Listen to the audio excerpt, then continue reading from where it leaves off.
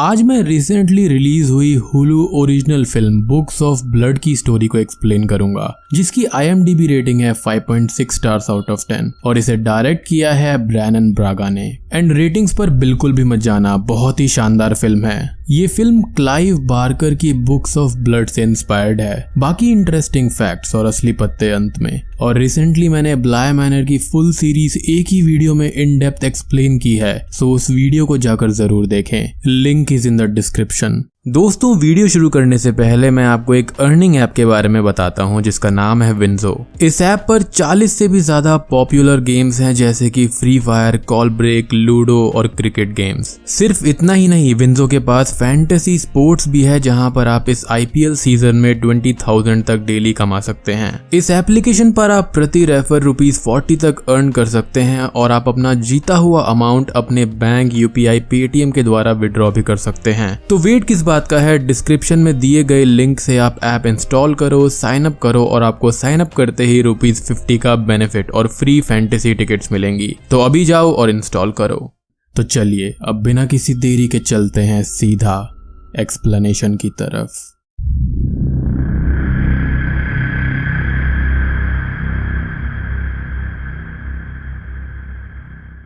तो ये film non linear है और मेनली 3 डिफरेंट स्टोरीज हैं। स्टोरीज की टाइमलाइन भी अलग अलग हैं, जो एंड में क्लाइमेक्स पर आकर इनडायरेक्टली मिलती हैं। तो फिल्म की शुरुआत में हम किसी को एक रॉकिंग चेयर पर बैठा हुआ देखते हैं। देन एक लेडी की आवाज ये कहती है, सब लोग एक दिन मर जाएंगे, पर कई बार लोगों की मौत इतनी शॉकिंग होती है कि वो बाकी लोगों के सामूहिक मेमोरी में सील हो जाती है। और यहाँ पर एक प्लेस है जहाँ ये मरे हुए लोग अपनी स्टोरी लिखते और बताते हैं। पहली स्टोरी में हम एक लाइब्रेरियन को देखते हैं जिसे बेनेट नाम का बंदा पकड़कर पैसे मांगता है। लाइब्रेरियन ने उसका उधार चुकाया नहीं था, तो बेनेट उसे मारने के लिए आया था। ये एक लास्ट अटेम्प्ट के तौर पर लाइब्रेरियन बेनेट को एक बुक के बारे में बताता है जिसकी कीमत करोड़ों में थी। बेनेट उसे टिप के लिए थैंक्स बोलकर उसका गला काट देता है और लाइब्रेरियन एक क्रीपी सी स्माइल देकर मर जाता है। बाद में वो अपने फ्रेंड स्टीव को इस बुक के बारे में बताता है जिसका नाम होता है द बुक ऑफ ब्लड, जो कि सिटी के रेवन मोर इलाके के एक घर में कैद है, जिस पर स्टीव कहता है कि वो प्लेस तो हॉन्टेड है, वहां पर चर्नोबिल की तरह कुछ अजीब हुआ था, वहां पर कोई भी नहीं रहता। लेकिन बेनेट पैसे के लिए डेस्परेट था, तो वो इस चीज को सुपरस्टिशन कहकर कार के GPS पर उस घर के एड्रेस को लॉक कर देता है, क्योंकि वो इस चीज को करने के बाद अपनी वाइफ के साथ एक लंबे वेकेशन पर जाना चाहता था, बट जो उसके सामने अब आने वाला था उससे उसकी लाइफ बदलने वाली थी। खैर, अब जेना का नाम स्क्रीन पर दिखाई देता है जिसे खून से लिखा गया था। सेकंड स्टोरी जेना नाम की लड़की के बारे में है जो अपने पेरेंट्स के साथ एक सी फेसिंग हाउस में रहा करती थी। अपेरेंटली जेना मिसोफोनिया नाम की इलनेस की पेशेंट थी, जहां पर उसे नॉर्मल साउंड्स जैसे कि चबाने की आवाज, पानी टपकने की आवाज, रिपीटेटिव आवाज से घबराहट, जलन और दर्द होता था। उसके सुनने की भी ताकत अबव नॉर्मल थी, जिससे वो छोटी हलचल को भी सुन लिया करती थी। डॉक्टर्स ने उसे कुछ मेडिसिन भी प्रिस्क्राइब किए थे, लेकिन वो उनको ले नहीं रही थी क्योंकि उससे वो इनएक्टिव और सुन बन रही थी। इसलिए वो साउंड्स को ब्लॉक करने के लिए हमेशा हेडफोन्स पर वाइट नॉइज सुना करती थी।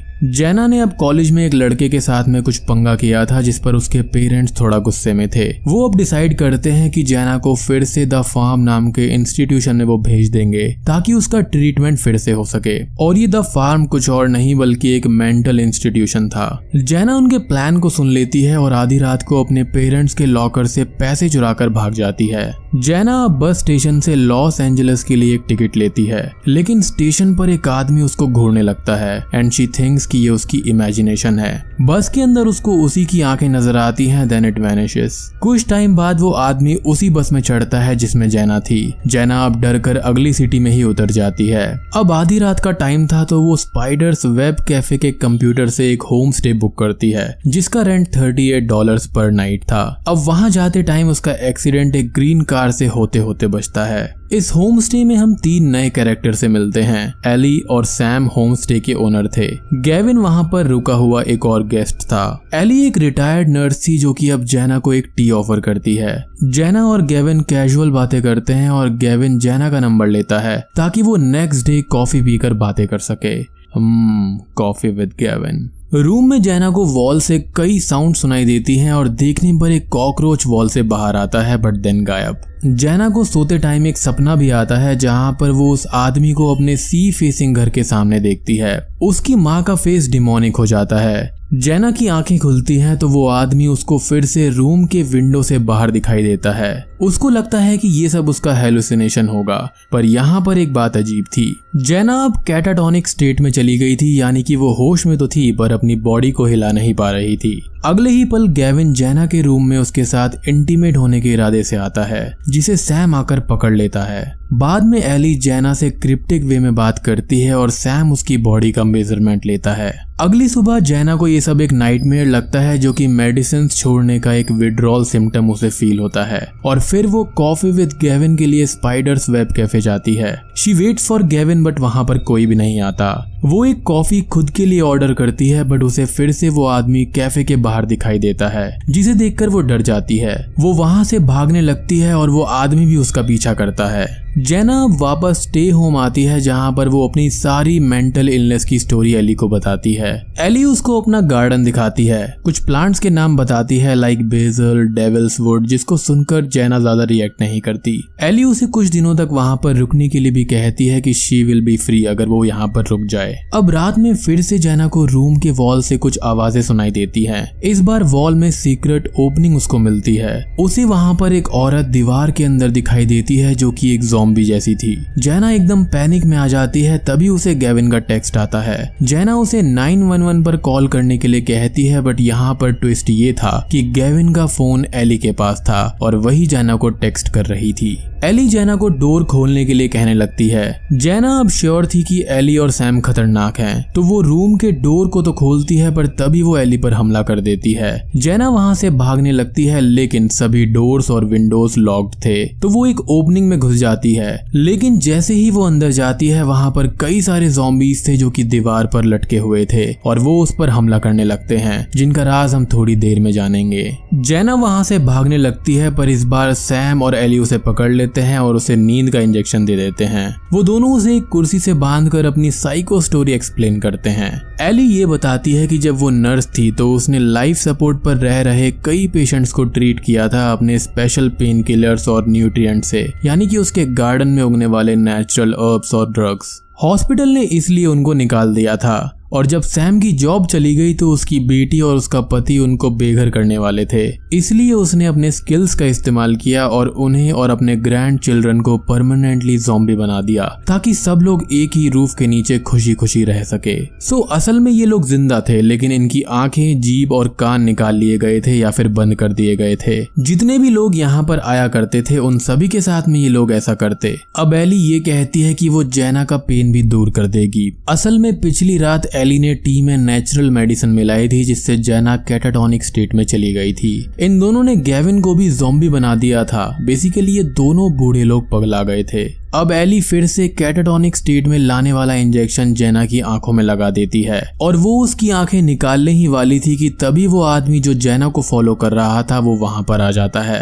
वो आदमी जैना का हेलुसिनेशन नहीं था, बल्कि रियल आदमी था जो उसे स्टॉक कर रहा था। अब एली उसे घर के अंदर बुलाती है क्योंकि वो जानता था कि जैना फिर से वहां पर आई है। वो अंदर आकर एली को एक स्टोरी सुनाता है जहां पर उसका बेटा टोनी डिप्रेशन से जूझ रहा था। उसका कहना था कि वो और जैना क्लोज थे।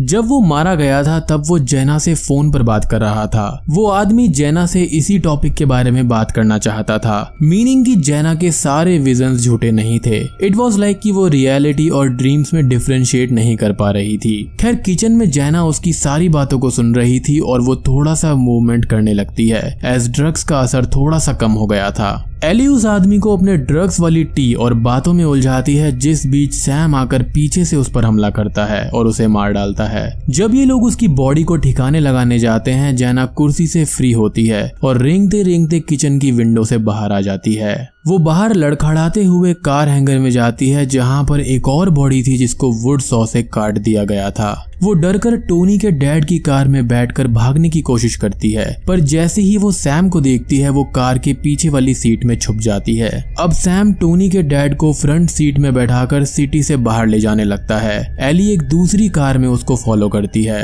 वो एक गहरी खाई के पास जाकर कार को नीचे गिरा देते हैं जहां पर जेना भी कार में ही थी। वो चीखने लगती है पर एंड में कार नीचे गिर जाती है। अब थर्ड स्टोरी स्टार्ट होती है और स्क्रीन पर माइल्स लिखा हुआ दिखाई देता है। यहाँ पर मैरी और साइमन नाम के दो कैरेक्टर्स हैं जहाँ मैरी इस स्टोरी को कुछ रिच लोगों को एक्सप्लेन करती है। यहाँ पर मैरी एक प्रोफेसर थी जो कि पैरानॉर्मल एक्टिविटीज को डिबंक करने और बुक लिखने के लिए फेमस थी। एक दिन कोई उसे VCR कैसेट देता है जिसमें एक न्यूड आदमी एक क्लोज्ड रूम के अंदर खड़ा हुआ था। अचानक से उसके रूम में अंधेरा हो जाता है और उसके पीछे वाली वॉल पर कई सारे मैसेजेस प्रकट हो जाते हैं। वो आदमी वहीं पर तड़पता हुआ भी गिर जाता है। मैरी को इस टेप को डिबंक करना था जिसे वो सीरियसली ना लेकर फेंक देती है, और ये न्यूड आदमी कोई और नहीं बल्कि साइमन था।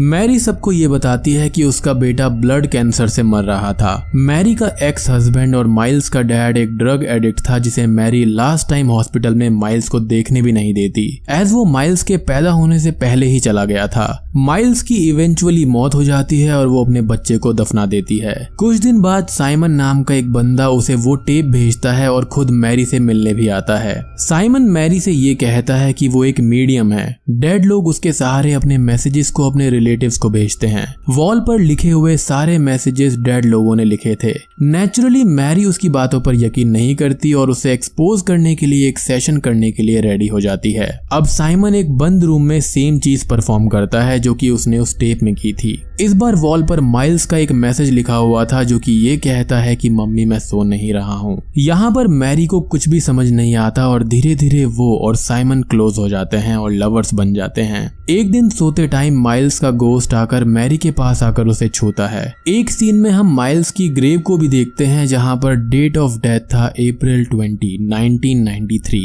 यानी कि ये थर्ड स्टोरी 90s में हो रही थी और पहली दो स्टोरीज 2020 में हो रही थी, मीनिंग कि सबसे पहली स्टोरी जो है वो यही है। अब मैरी और साइमन साइंटिफिकली डेड लोगों के बारे में रिसर्च करने के लिए एक फंड रेजर मीटिंग ऑर्गेनाइज करते हैं जहां पर वो ये स्टोरी रिच लोगों को सुना रही थी। अब इस मीटिंग से एक दिन के पहले की मेमोरी हमको दिखाई जाती है जहां पर मैरी अपनी सेक्रेटरी को साइमन के साथ इंटीमेट होते हुए पकड़ लेती है। साइमन नशे में था तो वो नशे में कहता है कि वो एक कॉन आर्टिस्ट है, यानी कि एक ऐसा आदमी जो ट्रिक्स यूज करके दूसरे लोगों को चीट करता है। बेसिकली साइमन को मैरी के एक्स हस्बैंड ने पैसे दिए थे उसे धोखा देने के लिए ताकि वो अपनी एक्स वाइफ से बदला ले सके, क्योंकि उसने माइल्स के आखिरी पलों में उससे उसको मिलने नहीं दिया था। अब यहाँ पर साइमन कोई मीडियम नहीं था, उसने मेंटेनेंस वालों को प्रिसाइज टाइम पर पावर कट करने के लिए पैसे दिए थे। सेशन के पिछले दिन उसने रूम में जाकर फिनोल्फ्थैलीन नाम के केमिकल से वॉल पर उन सारे मैसेजेस को लिखा था। सेशन के दौरान जब पावर गई थी तब रूम में छुपाए हुए अमोनिया स्प्रे से उसने वॉल पर स्प्रे कर दिया था।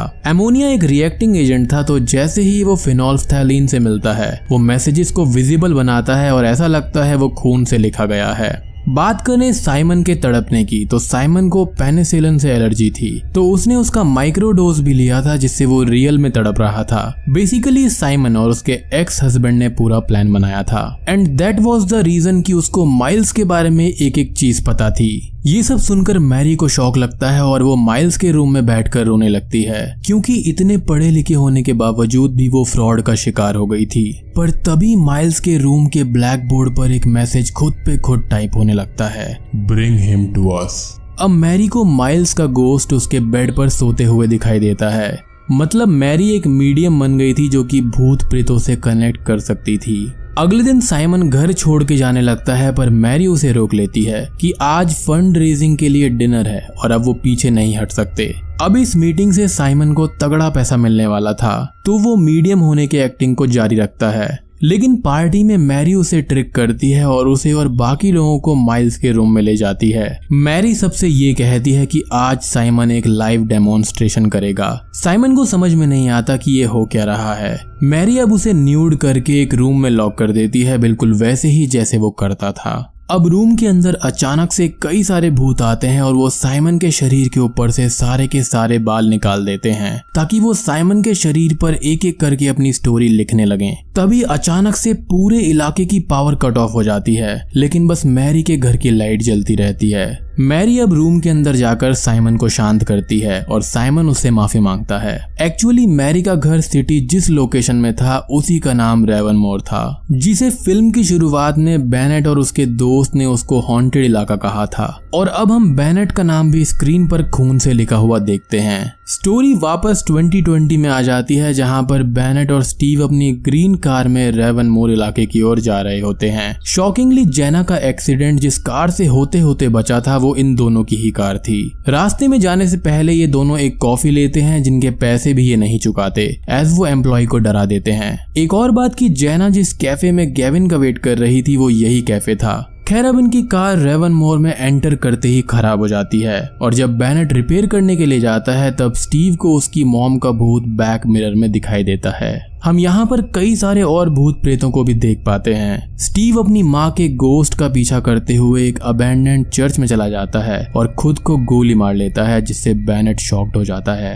बेनेट अब इस चर्च से दूर भागकर घर नंबर 47 में पहुंचता है, जो कि कोई और नहीं बल्कि मैरी का घर था। मैरी का घर एकदम नीट एंड क्लीन था और नया जैसा था, जबकि बाकी सारा इलाका बंजर पड़ा हुआ था। बेनेट अब बुक को इस घर में ढूंढने लगता है और ढूंढते हुए वो माइल्स के रूम में चला जाता है।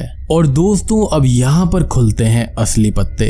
माइल्स के रूम में मैरी थी जो कि ओल्ड हो चुकी थी और साइमन भी था जो कि वैसा का वैसा ही था जैसे कि 1993 में दिखता था। बेसिकली भूतों ने साइमन को अंदर से मार डाला था और उसे एक ज़ॉम्बी बनाकर रख लिया था। यहाँ पर Simon he book of dead यानी कि बुक ऑफ ब्लड था, जिस पर गोस्ट आकर अपनी स्टोरी लिखते थे या फिर जो मरने वाले होते थे उनके बारे में बताते थे। शुरुआत में हमने किसी को रॉकिंग चेयर पर बैठे हुए देखा था तो वो साइमन ही था और एक लेडी जिसकी आवाज सुनाई दी थी वो मैरी थी। यहाँ पर क्लाइव बार्कर की फ्रेमिंग डिवाइस स्टोरी को अडेप्ट किया गया है। बात करें ओरिजिनल क्लाइव बार्कर की 1984 वाली कहानी की तो मैरी ने भूतों के साथ में डील करी थी, जहाँ पर साइमन उन भूतों की स्टोरीज को बताता था और मैरी उन्हें बुक के रूप में पब्लिश करती थी। यहाँ पर भी शायद मैरी का यही रोल था, लेकिन इसको एग्जैक्टली बताया नहीं गया है। खैर मैरी बेनेट से ये कहती है कि वो पहला इंसान नहीं है जो बुक ऑफ ब्लड को ढूंढते हुए यहाँ पर आया है और वो आखिरी भी नहीं होगा।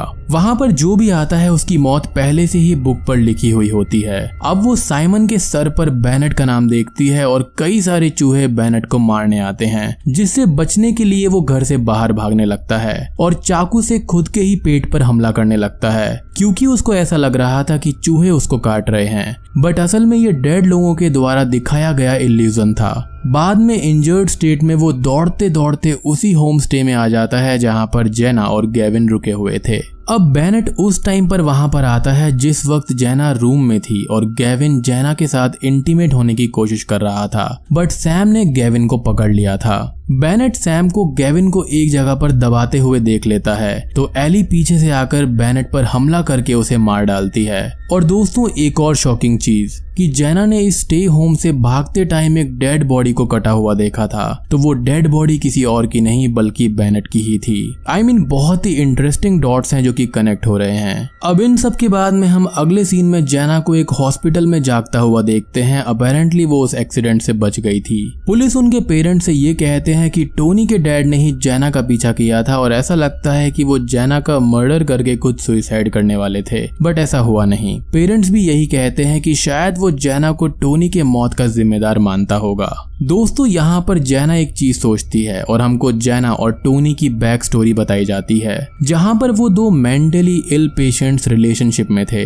टोनी एक बिल्डिंग के रूफ पर खड़ा हुआ था और जेना अपने बेडरूम में ही थी। जेना टोनी को फोन करके झूठ बोलती है कि वो भी किसी दूसरी बिल्डिंग के रूफ पर खड़ी हुई है। वो हाईली बकवास फिलोसॉफिकल बातें बताकर बोलती है कि लाइफ एक झूठ है और डेथ के बाद ही लाइफ है। अपेरेंटली जेना किसी कल्ट के चक्कर में थी और टोनी एक रिकवरिंग डिप्रेशन पेशेंट था, जिसके चलते वो बिना कुछ सोचे ही जंप कर देता है। शुरुआत में मैंने ये कहा था कि जेना ने एक ब्लंडर किया था, तो वो यही था। अब कार एक्सीडेंट के बाद में जेना को अपना गिल्ट बर्दाश्त नहीं होता। जेना फिर से होम स्टे में जाती है और वॉलंटरीली एली को पेन एंड करने के लिए कहती है। सैम एंड एली जेना की आंखें, जीभ और कान को सील करके उसे अपने रूम में दफना देते हैं। जेना वहां पर चैन की सांस लेती है और जेना की मौत वहां पर इवेंचुअली हो जाएगी और उसका नाम भी बुक ऑफ ब्लड पर लिखा जाता है। अब दोस्तों यहाँ पर सैम हर किसी की बॉडी मेजरमेंट इसलिए लिया करता था ताकि वो वहां पर अंडरग्राउंड में कुछ जगह बना सके उनको दफनाने के लिए।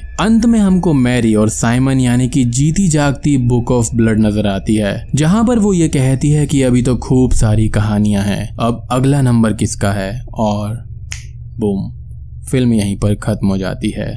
तो दोस्तों ये थी Hulu original books of blood की कहानी। यहाँ पर 3 डिफरेंट स्टोरीज को खूबसूरती से मिलाया गया है। इसमें आपको सस्पेंस, हॉरर, जंप स्केयर और ग्रेट प्लॉट ट्विस्ट दिखाया जाएगा। इस फिल्म का जो ओवरऑल मतलब है वो ये है कि आप अपने फेट से भाग नहीं सकते। बेनेट और स्टीव कॉन्ट्रैक्ट किलर्स थे और उनकी ग्रीड से उनकी मौत हो गई।